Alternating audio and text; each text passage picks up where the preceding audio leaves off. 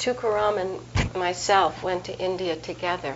We were both born and raised in Montreal, Canada, and we had our own odyssey to India. And I'll let Tulkuram bring us to India, to Allahabad. Well, Sita and I were returning to Montreal, and we had turned on the radio. There was a freeform radio station at the time, and we heard a 1-minute clip that were words that we had never heard the like of before. Enough so that, not knowing who it was, we drove immediately to the radio station as soon as we got into Montreal, and we knew the man who'd been on the air, and he didn't know anything about that person who had been speaking, but sent us to the station managers, who turned out to be Raghu. And Lakshman. And Lakshman. Well, Lakshman was the DJ on the local radio station playing Ram Dass tapes. So we walked into Raghu's house and interrupted his amorous activities, long enough for him to tell us that we'd been listening to Richard Alpert, a.k.a. Ram Dass, and that he lived in Franklin, New Hampshire. What to do? We set off immediately.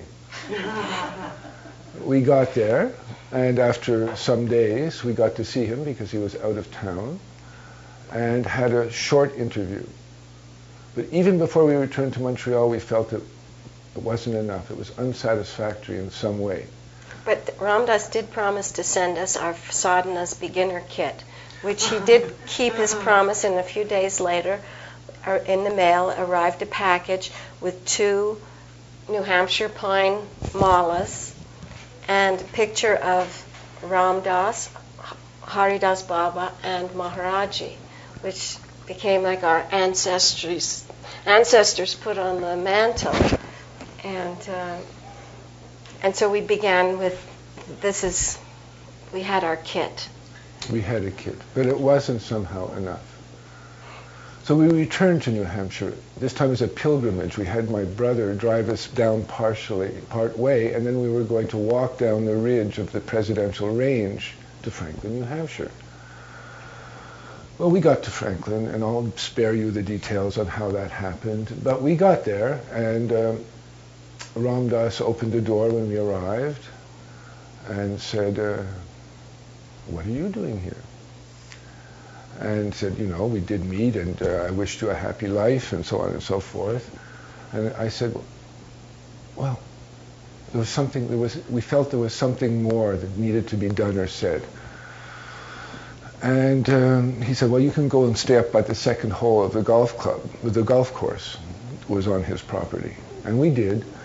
He didn't come to see us, and after 2 days, we went back down there, and said that we were leaving. And a little irritated that we hadn't seen him.